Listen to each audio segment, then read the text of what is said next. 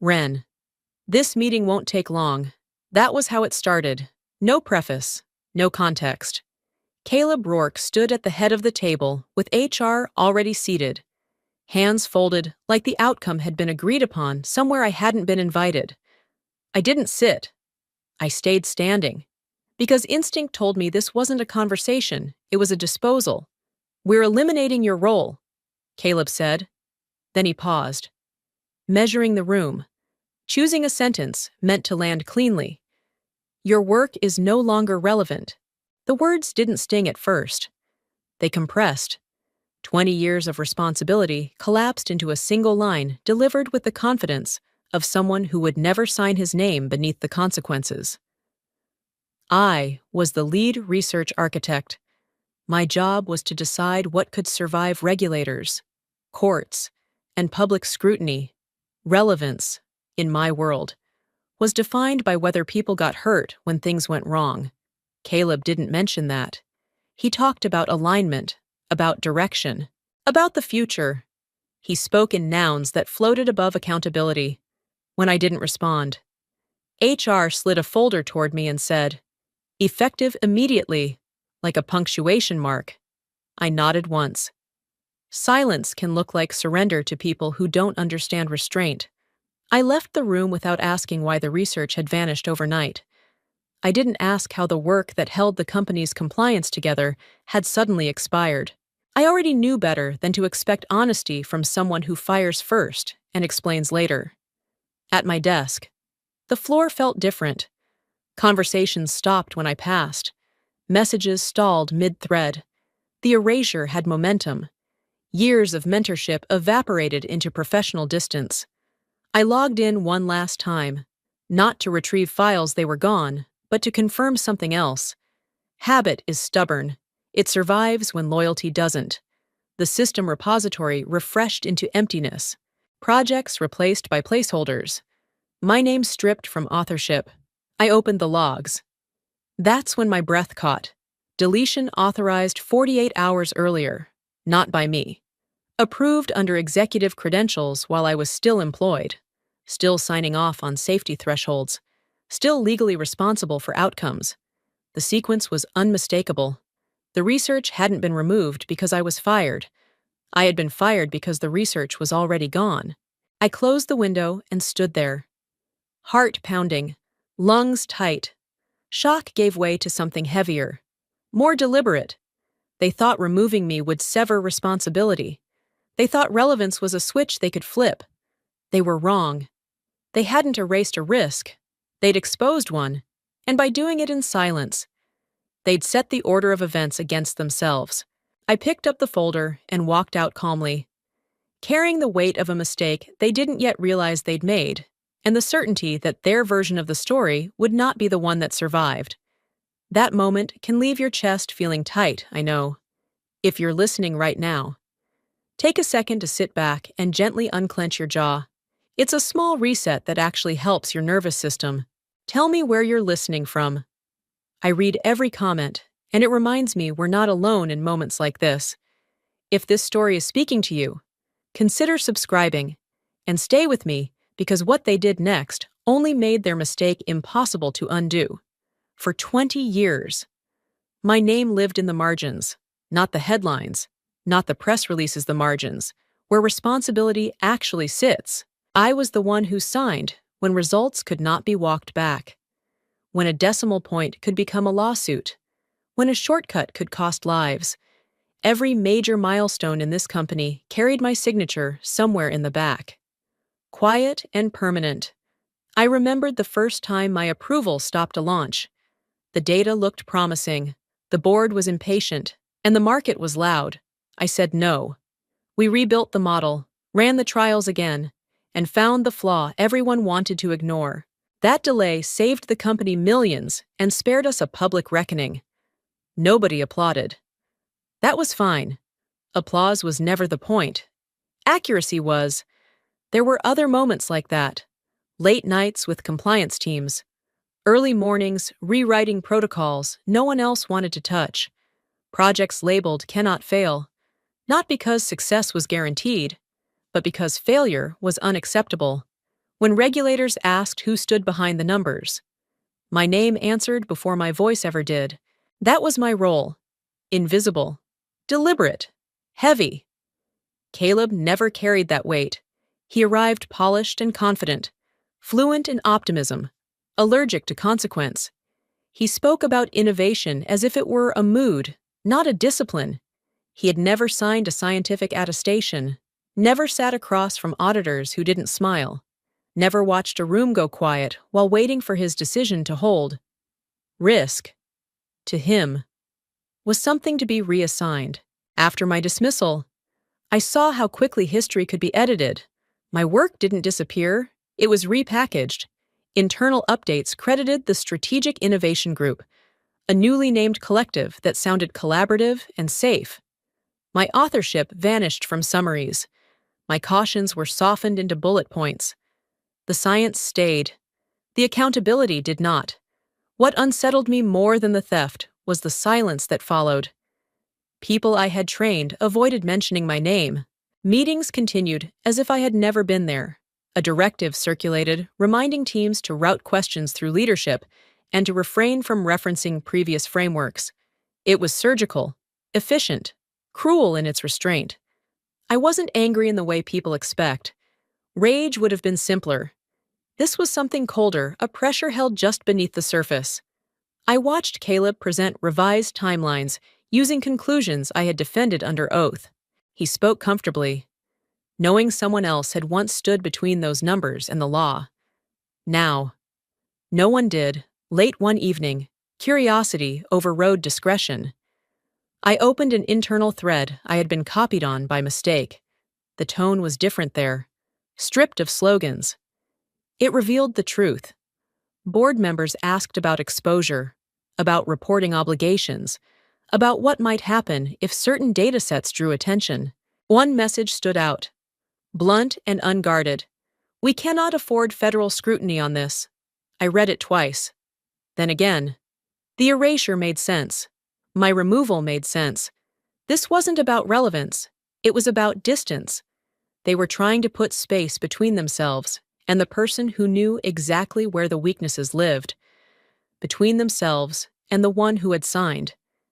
I closed the email and sat with the realization. 20 years rewritten in a week.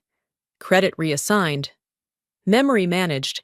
Fear driving every decision, now parading as strategy. The injustice settled in my chest, dense and unmoving. They believed control meant rewriting the past. They had forgotten one thing. History isn't erased by renaming it, and responsibility doesn't vanish just because the person who carried it was told to leave. That belief would soon cost them dearly. Fear has a habit of narrowing vision, of trading judgment for speed.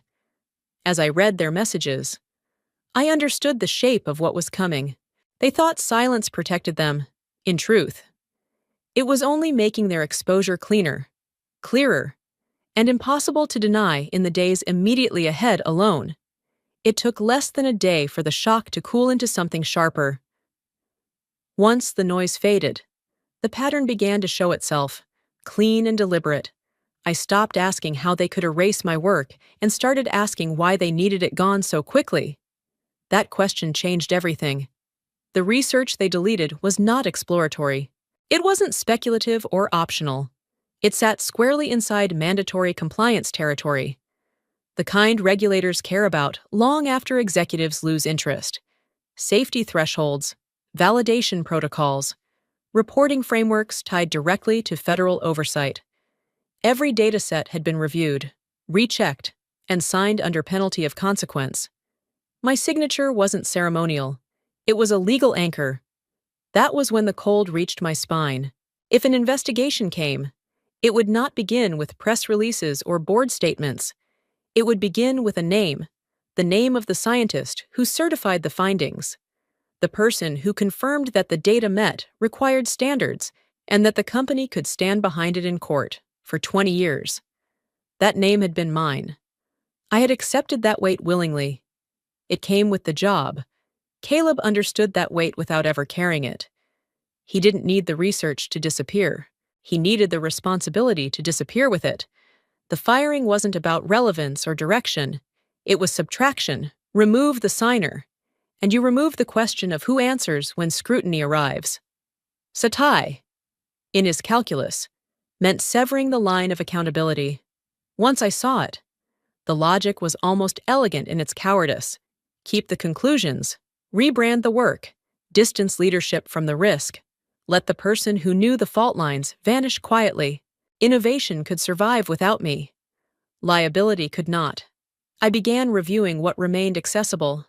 Public filings, internal summaries, sanitized language that stripped context and softened conclusions. The science had been flattened into something easier to sell and harder to trace. It wasn't fraud yet. It was preparation. I reached out to the company's legal department with a simple request. I asked them to confirm, in writing, who now held responsibility for the scientific certifications attached to the deleted research. I didn't accuse, I didn't threaten. I asked as someone who had spent decades protecting the company from mistakes it didn't know it was making. The reply came hours later, carefully worded and deliberately empty. They could not provide written confirmation at this time. They suggested all inquiries be directed through executive leadership. They thanked me for my past service. That was the moment clarity fully set in. Lawyers don't refuse documentation unless documentation creates exposure. If responsibility had been cleanly transferred, they would have said so. If my role had truly ended without consequence, they would have welcomed the chance to confirm it. Instead, they closed ranks and left the question unanswered, floating between silence and denial. Caleb didn't want the research gone. He wanted me gone from the chain of cause and effect. He believed removing the human link would fracture the legal one. He was wrong. Responsibility doesn't dissolve because someone stops returning emails. I didn't feel panic. Panic belongs to people who realize too late that they miscalculated. What I felt was a precise calm, the kind that arrives when uncertainty finally resolves into motive. Fear had driven every step they took. Fear of regulators, fear of exposure, fear of a paper trail that led back to decisions they never wanted to explain. I closed my laptop and sat there, steady and alert. They had tried to erase a problem by deleting a person. All they had done was reveal how desperate they were to escape accountability. That kind of fear narrows judgment. It makes people rush, and rushed decisions leave marks. They thought cutting me loose would protect them. What it really did was clarify the battlefield. Now I knew exactly what they were hiding from, and why. The chill that ran through me wasn't dread, it was focus. From that moment on, every move they made would orbit the same truth they were trying to outrun. If you think you understand, the next paragraph will change your mind. I didn't sue. I didn't threaten. I didn't draft a statement or call anyone who might leak it. The instinct to react burned hot, but reaction was exactly what they expected. Instead, I did what I had always done when pressure climbed. I slowed down. I reviewed. I took control. The days after my termination passed quietly. I ignored the noise, the speculation, the sympathetic messages that carried more curiosity than concern. Noise creates mistakes. Silence creates space. I needed space, not to grieve, but to think.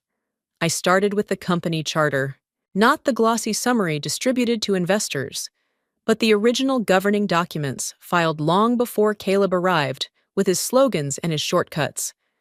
I read them line by line, the way I used to read protocols before approving a trial. Definitions, exceptions, clauses most people skim because they assume someone else already has. I didn't assume anything. From there, I moved to the founding agreements. The early equity structure wasn't simple, and it wasn't meant to be.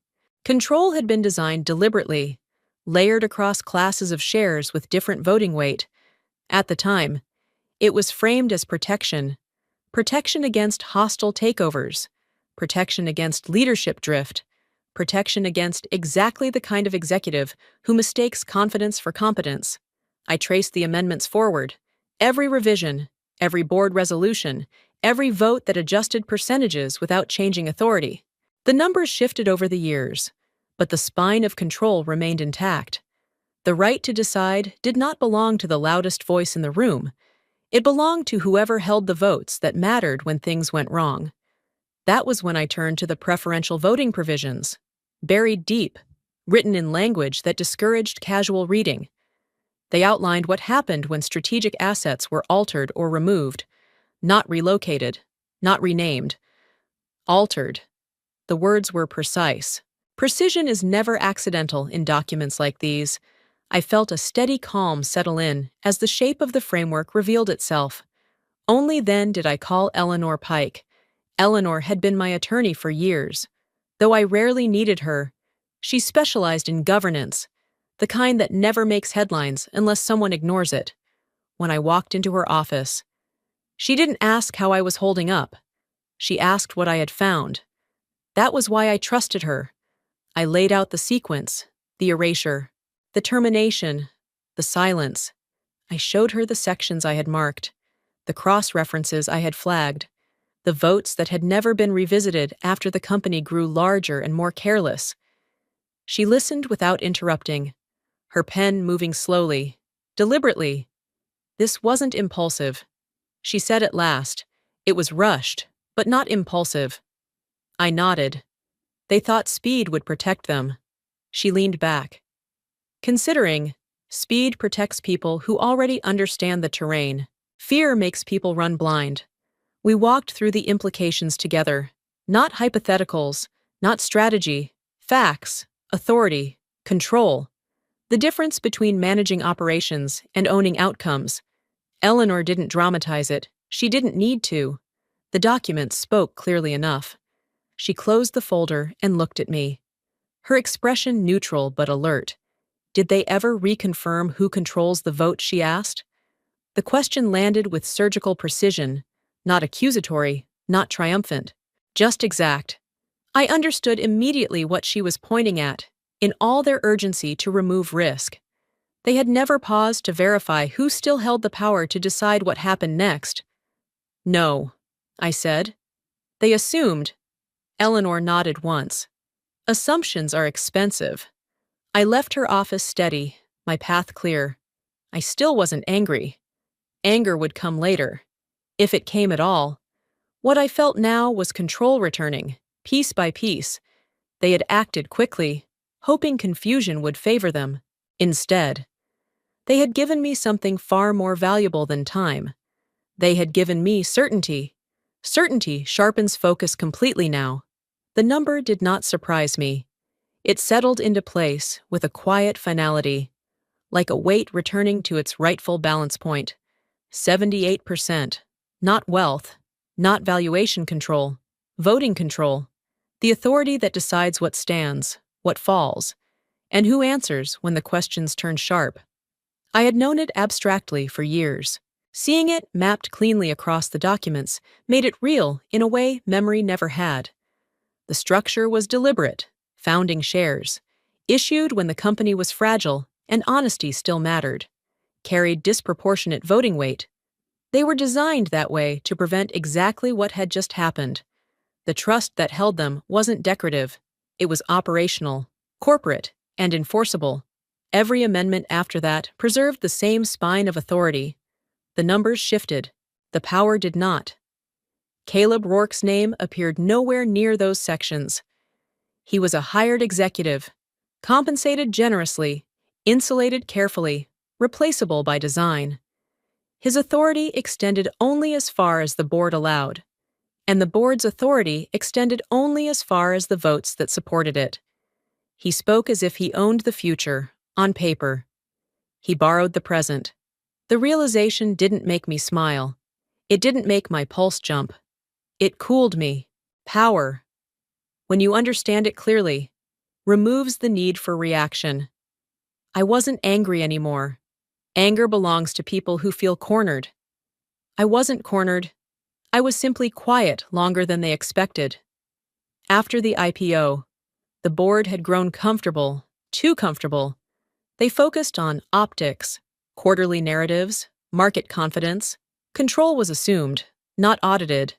The initial filings were treated as history, not as living constraints. No one reconfirmed voting authority because no one believed it had shifted. Growth breeds arrogance that way. Success makes people stop checking the locks. I traced the timeline carefully. At no point after going public had the board conducted a formal review of control distribution. They updated compensation structures, they adjusted committees, they rewrote ethics language. But the vote, the thing that mattered when decisions crossed into danger, was never revisited. It sat untouched, waiting for a moment of crisis.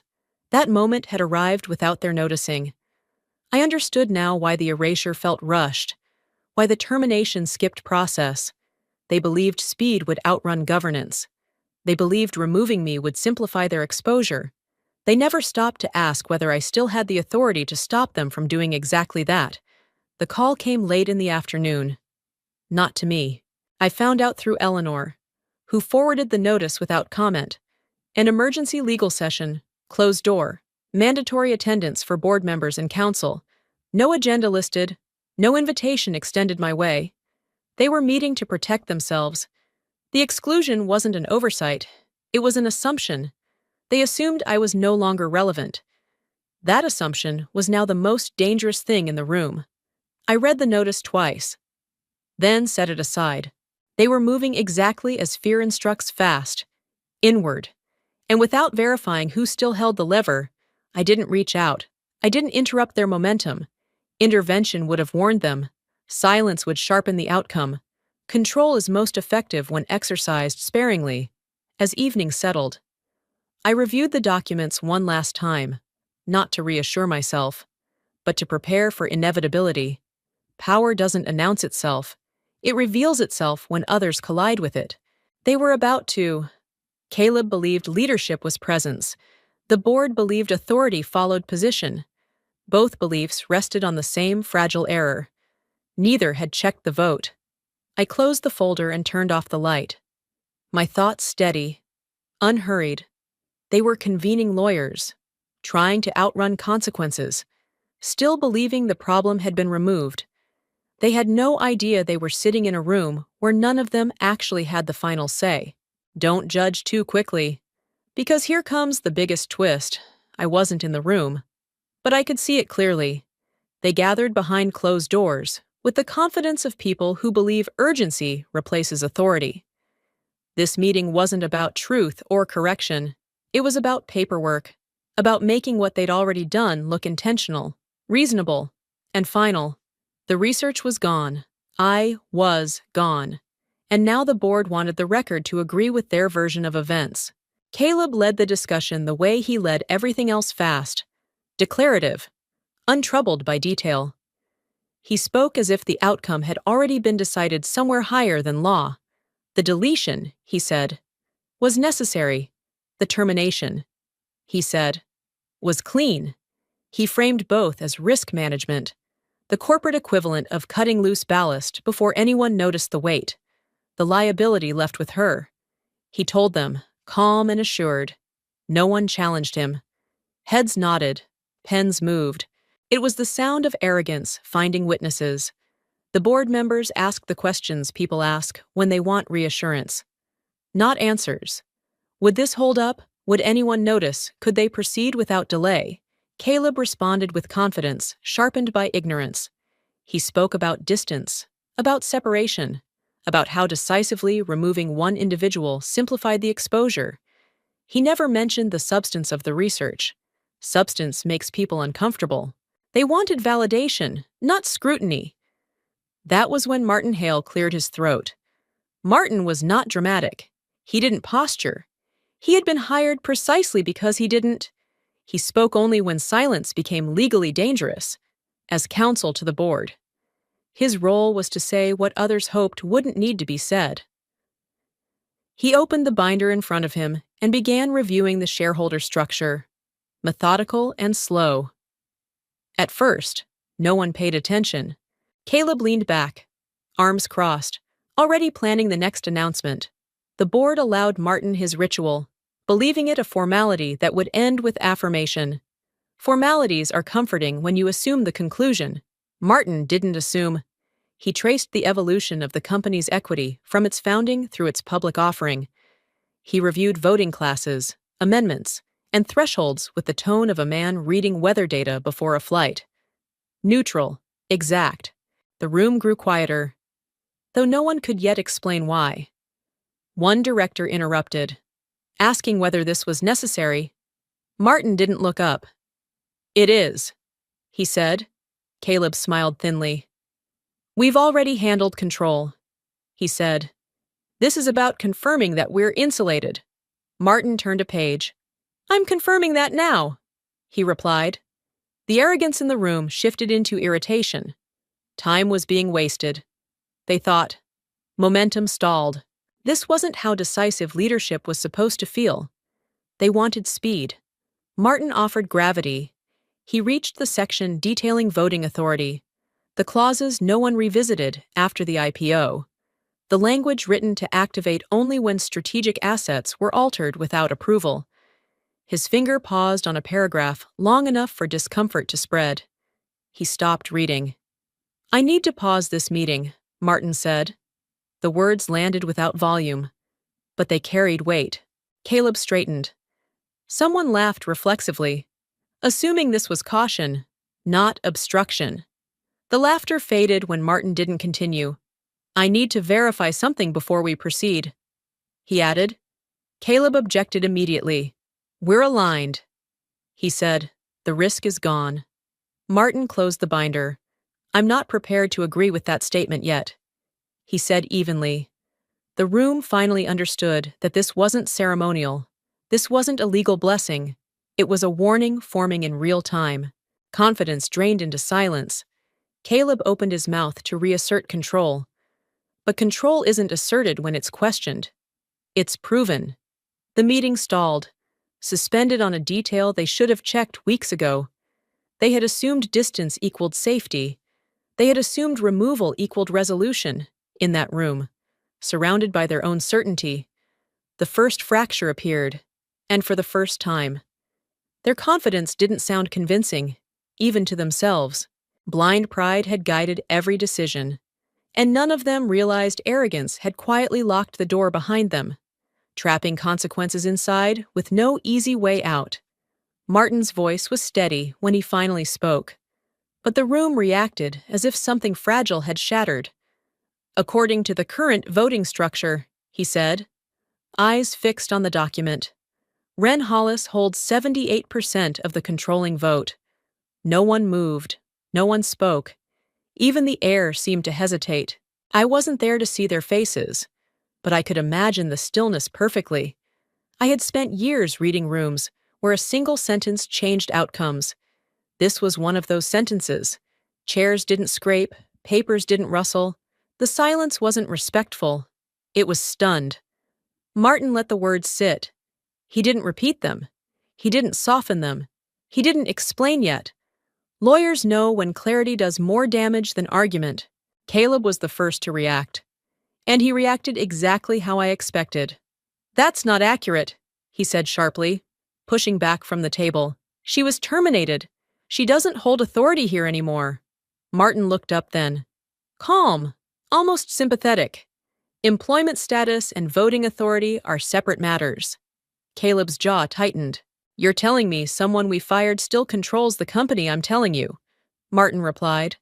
"That termination does not revoke ownership or voting rights unless specific conditions are met. Those conditions were not met." The room shifted. Board members exchanged glances, the kind people share when they realize they all assumed someone else had checked something important. One director reached for a tablet. Scrolling too fast to read, another leaned forward, elbows on the table, eyes narrowing. Caleb shook his head, a short, dismissive motion. "This is a technicality," he said. "We acted within our rights. The risk is gone." Martin didn't argue. He turned another page. "The founding shares held through the corporate trust carry enhanced voting weight," he said. "That structure has not been amended since before the IPO. Subsequent equity changes affected valuation, not control." I imagined the realization landing in layers. First confusion, then disbelief, then the slow understanding that the numbers they celebrated during earnings calls were never the numbers that mattered most.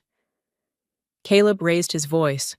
Why wasn't this flagged earlier? Martin's answer was simple. Because no one asked. That was when the room truly collapsed. Questions overlapped. Voices rose. Someone asked about remedies. Someone else asked whether this information could be contained. The word contained floated briefly before sinking under its own weight. Control doesn't leak. It asserts itself. Caleb paced, anger replacing certainty.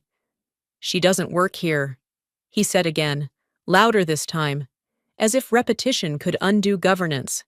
She can't interfere. Martin closed the binder. She already has. He said. The silence returned. Heavier than before. It wasn't shock now. It was dread. One board member cleared his throat. What does this mean for the decisions we made? Martin met his eyes. It means those decisions were made without the consent of the controlling vote. Caleb slammed his hand on the table. That's absurd! Martin didn't flinch. It's documented. I could almost hear the unspoken question forming in the room, the one no one wanted to ask aloud. If I still controlled the vote, then everything they'd done to remove me hadn't removed responsibility at all. Martin answered it for them, which means, he said evenly, she never stopped being responsible. The words landed like a verdict. Responsibility was what they had tried to bury. Responsibility was why they erased my name, rewrote my work, and pushed me out the door. And now it was standing in the middle of their closed room. Undeniable and immovable. The meeting didn't adjourn cleanly after that. Nothing does when collapse begins. There were calls to make, advisors to consult, a growing understanding that speed had betrayed them. They had mistaken motion for authority, position for power. I wasn't there to watch their certainty unravel, but I felt it anyway. The way you feel pressure drop before a storm breaks. They had spent weeks believing the problem was gone. In that moment, they learned the truth. They hadn't removed the risk. They had handed it a microphone. The collapse did not announce itself with alarms. It moved through systems the way cold moves through metal. Silent at first, then absolute. Once Martin paused that meeting, the machinery they trusted began locking itself down exactly as designed. Governance clauses don't shout, they execute. By nightfall, the deletion of my research had been flagged as an alteration of a strategic asset. The language was unambiguous. Strategic assets required consent from the controlling vote before modification, removal, or reassignment. That consent had never been requested. The violation was automatic, not discretionary. No one needed to accuse. The framework simply responded. The first freeze hit intellectual property. Patents connected to my work were placed under review. Their status shifted from active to suspended. It wasn't punishment. It was protocol, without confirmation from the controlling authority.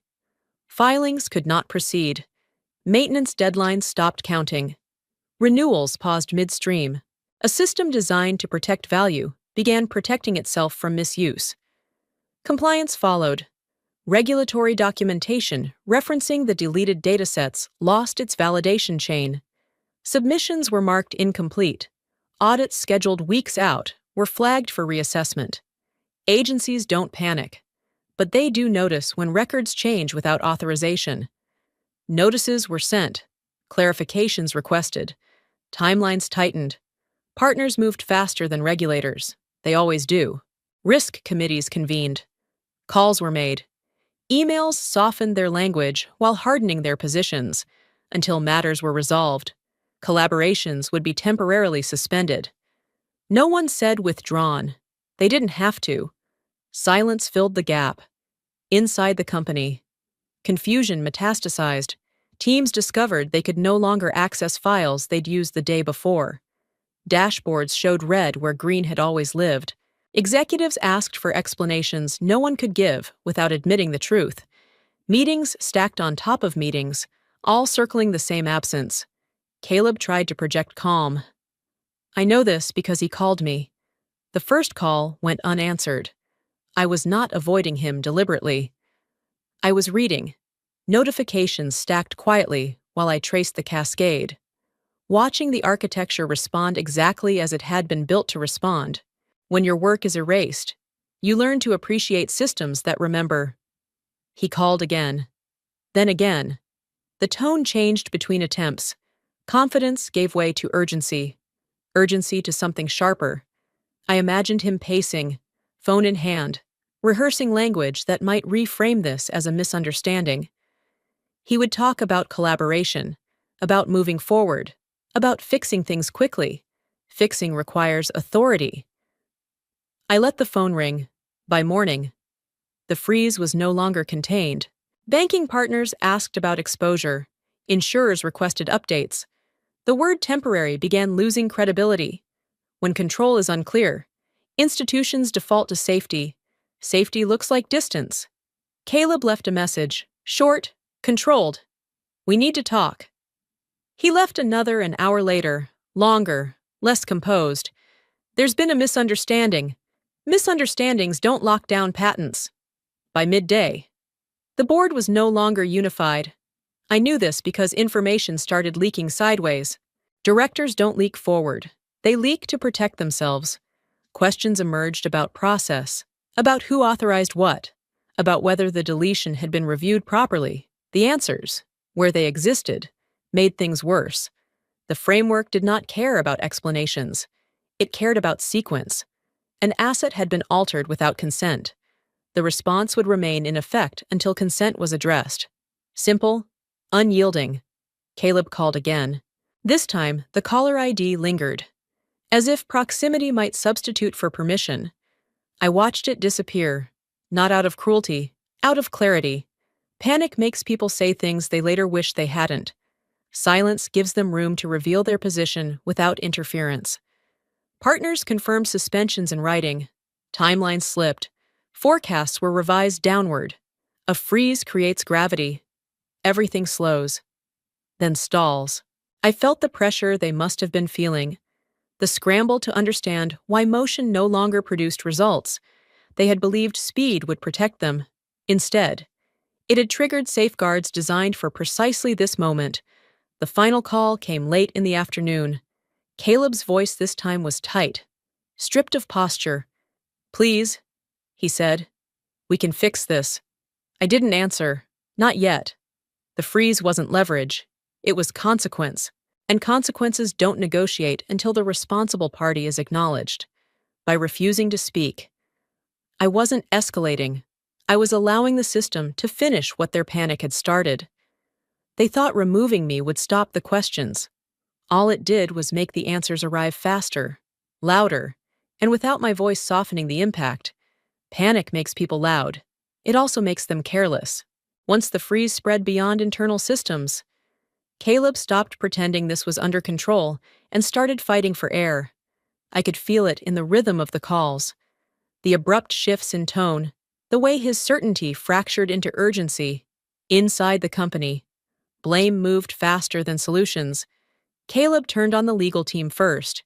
He accused them of missing details, of overcomplicating matters, of failing to shield leadership from consequences. The same lawyers he had relied on to clean up the erasure were suddenly obstacles in his narrative.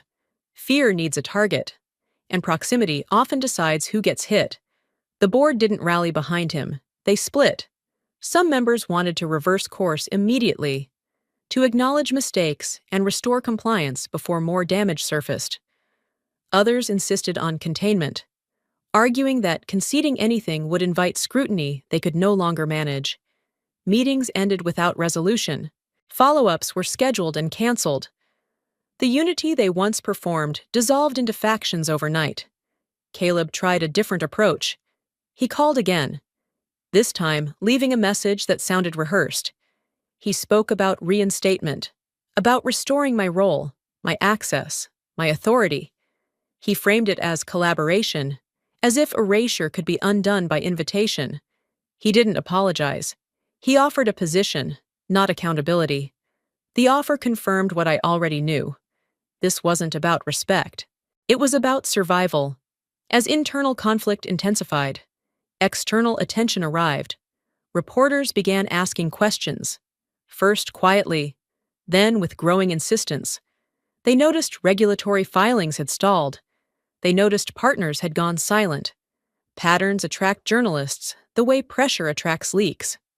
Requests for comment were routed through communications teams trained to deflect. Statements emphasized confidence and continuity. They avoided specifics. That avoidance became its own signal. When organizations stop explaining, people start investigating. I watched the coverage develop without emotion. This wasn't vindication, it was inevitability. Once systems freeze, narratives follow. Control shifts away from those who move fastest and toward those who can explain themselves coherently. Caleb couldn't. Another call came. This one raw. "We can fix this," he said. "You know that." He was right about one thing. I did know exactly how to fix it. I also knew that fixing it without clarity would only reset the clock for the next collapse. Desperation makes people promise reform. Structure determines whether reform holds. The board requested a call. Not formally. Informally. Side channels lit up. Messages arrived asking for patience, for understanding, for discretion. No one mentioned responsibility. Everyone mentioned urgency. I waited until the noise peaked. Then I wrote a single email. It wasn't long. It wasn't dramatic. It contained no threats and no demands. I addressed it to the full board. Not to Caleb. Precision matters. I acknowledged the situation. I referenced the freeze. I cited the relevant governance provisions. I clarified. Calmly. That reinstatement was not under consideration. Roles do not correct violations. Decisions do. I outlined 3 conditions, not negotiations. Conditions: recognition of the alteration of a strategic asset, public correction of authorship and accountability, immediate cessation of any action taken without controlling consent. I ended the message with one sentence: I will respond when the company acknowledges who is responsible. Then I sent it. The effect was immediate. Conversations stopped rerouting. Side messages went unanswered. The board now had a document they couldn't misinterpret or quietly ignore. My silence had created confusion. My email created alignment, whether they liked it or not. Caleb called again. I didn't answer. Desperation makes people reach backward, grasping for authority they never had. Resistance follows, sharp and frantic, but unfocused. From where I stood, the shape of the next phase was clear. The panic wasn't going to resolve itself. It would either mature into accountability or collapse under its own weight. Either way. I had already said everything that needed to be said. Power doesn't arrive with raised voices. It arrives when the room finally understands that shouting won't change the outcome. By the time the board formally reached out, the panic had burned itself down to something quieter and more dangerous calculation. They asked for a meeting, not to apologize, not to explain, just to clarify next steps. I agreed, on my terms. Through counsel, no cameras, no press statements, no promises of reinstatement floated in advance. I wasn't interested in theater. I joined the call without ceremony. Faces filled the screen, some tense, some guarded, all aware that speed no longer belonged to them. Caleb sat rigid, silent for once, his confidence replaced by a practiced neutrality that fooled no one. They began by talking about resolution, about stability, about restoring momentum. One director suggested compensation for damages. Another hinted at a senior advisory role. They spoke carefully, circling the thing they didn't want to name. I let them finish. I'm not asking for money, I said, and I'm not asking for a position. The shift was immediate. Offers lose their leverage when you refuse them outright. What I'm asking for is simple. I continued, and it's non-negotiable. I outlined the first condition: full restoration of authorship, every internal and external record corrected to reflect who designed, validated, and signed the research. No footnotes, no shared credit. Accuracy matters most where accountability lives.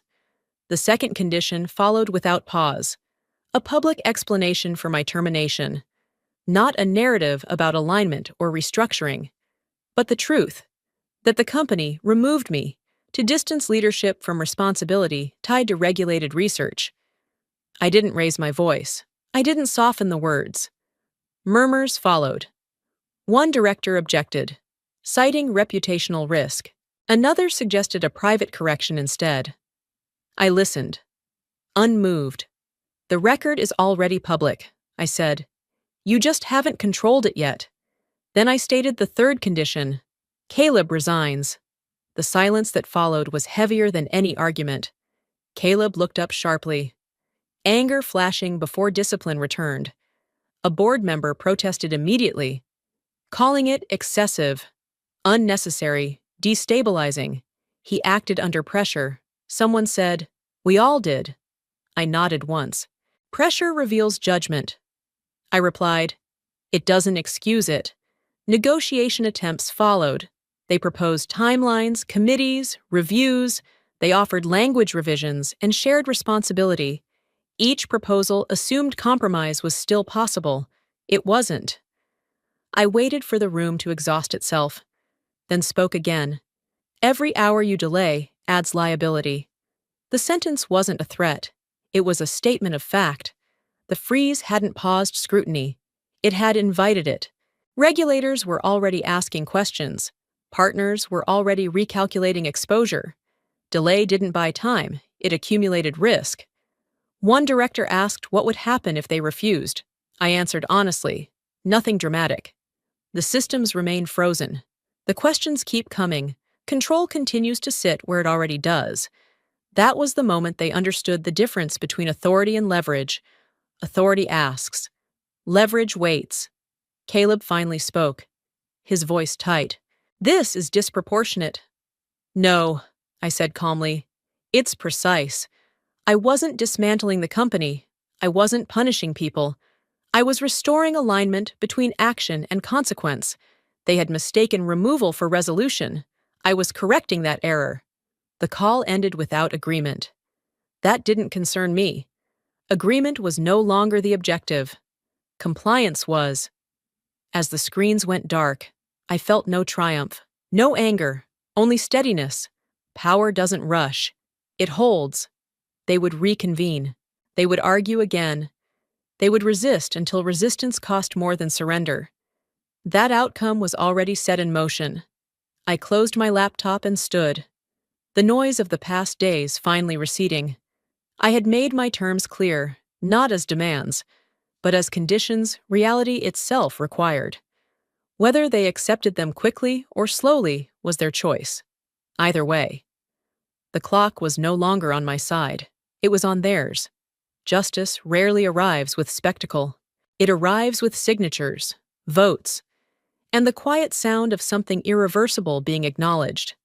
When the board reconvened, the decision was already heavier than any argument left in the room. They did not ask whether Caleb should step down. They discussed how quickly it had to happen. The announcement came before noon. Caleb Rourke was resigning, effective immediately. The language was careful, sanitized, but the meaning was unmistakable. He had lost the confidence of the board. His leadership had exposed the company to unacceptable risk. The sentence that mattered most was the shortest one. His actions were inconsistent with governance obligations. I read it once, then again. Not with satisfaction, but with recognition. This was consequence, not revenge. Within hours, the board released a second statement. This one was longer. It acknowledged procedural failures, unauthorized alterations of strategic assets, and lapses in oversight. The tone shifted from defense to disclosure. They named the error without naming the fear that caused it. That omission didn't matter. Accountability had finally entered the record. The research followed. Authorship was restored across every internal and external reference. My name returned to documents where it had always belonged, not as a victory lap, but as a correction. Accuracy had been distorted. Accuracy was being repaired. Teams reached out quietly. Some apologized. Some simply said they were relieved. I didn't respond to all of them. Closure doesn't require an audience. The press moved faster than the company expected. Headlines sharpened overnight. Analysts used phrases executives dread, a self-inflicted collapse, governance failure, leadership panic. The story wasn't framed as an attack. It was framed as inevitability. A company that tried to outrun its own rules had tripped over them instead. I watched the coverage without commentary. This wasn't about image anymore. It was about record. Once the truth is documented, opinion loses power. The board contacted me again, this time with a different tone. No urgency, no bargaining, just a proposal. They asked me to return, to stabilize the transition, to reassure regulators and partners. The offer included authority, resources, and public acknowledgement. I declined. The decision surprised them more than anything else that had happened. They assumed resolution meant restoration. They assumed justice concluded with reversal. They were wrong. I'm not coming back, I said calmly. The system corrected itself. That's enough. Silence followed, not resistance, understanding. Walking away wasn't punishment. It was completion. The company didn't need me inside it to function correctly. It needed to respect the structures that already existed. My presence had become symbolic, and symbols distort responsibility. I closed the call and stepped outside. The noise of the past weeks finally thinning. The fall had happened without collapse, without spectacle, without me raising my voice. That was the point. Justice had been executed through process, not personality, through documents, not declarations, through consequence, not confrontation. I didn't feel triumph. I felt alignment. What had been erased was restored. What had been denied was acknowledged. And what had been feared was faced. Somewhere behind me, the company recalibrated. Slower now, more careful. Ahead of me. There was quiet work to do, on my terms, without needing permission from anyone who had mistaken authority for immunity. The story would move on without me. That, too, felt right. Justice does not ask to be celebrated. It asks to be allowed to stand. In the end, what fell was not a person alone, but a belief that speed could replace responsibility. That belief collapsed under its own weight. Quietly, permanently, I carried nothing away from that moment except clarity. And clarity travels light. The work ahead would be slower, deliberate, honest. That was always the point. That was always enough. No board vote could undo that lesson, and no resignation could erase the record now set in plain sight forever. Justice had finished its work, and I finally exhaled. Completely. I didn't walk away empty-handed. I walked away finished. The work that followed didn't need headlines or permission, only clarity, within weeks. I opened a small, independent laboratory built around one rule: nothing moves forward unless accountability moves with it. No shortcuts, no borrowed confidence, no signatures without ownership. The quiet felt earned. From a distance, I watched my former company restructure under supervision. New committees, external monitors, revised charters. It was slower now, more deliberate. That was the cost of learning too late that governance is not optional. I felt no satisfaction in their struggle, only relief that the systems were finally doing what they were designed to do without interference. People asked if I felt vindicated. I didn't. Vindication implies a desire to win. What I felt was release. The weight I had carried for decades belonged to me again, not to an organization willing to hide behind it. My work returned to its proper context, where responsibility was visible and shared honestly. The laboratory grew quietly. Former colleagues joined, not out of loyalty, but out of alignment. We worked carefully, documented thoroughly, and slept better because of it. No one needed to erase anyone else to feel secure. I never went back. There was nothing left to prove there. The story resolved itself through process, not confrontation. That distinction mattered. Justice doesn't shout when it arrives. It settles, corrects, and leaves you free to move forward again. I didn't destroy them. I just stopped protecting their lies. For years, I thought being strong meant staying silent. fixing problems quietly, and absorbing risk so others could sleep at night. What I learned is this integrity isn't about endurance, it's about alignment between truth, responsibility, and the courage to step away when that alignment breaks. If you stayed with me until the end of this story, I wonder, did any part of it feel familiar? Not the boardrooms or legal clauses, but that moment when you knew something was wrong and chose calm over chaos. That choice matters more than we're taught. Before you move on with your day, do one small thing for yourself. When this story ends, stand by a window or step outside and let your eyes focus on something far away for a minute. It's a simple way to let your mind reset after tension. Tell me where you're listening from. I love knowing how far these stories travel. If this resonated with you, share your thoughts in the comments. A like or a share helps more than you know. And if you haven't subscribed yet, I'd be honored if you stayed. Some stories don't just entertain, they remind us who we are.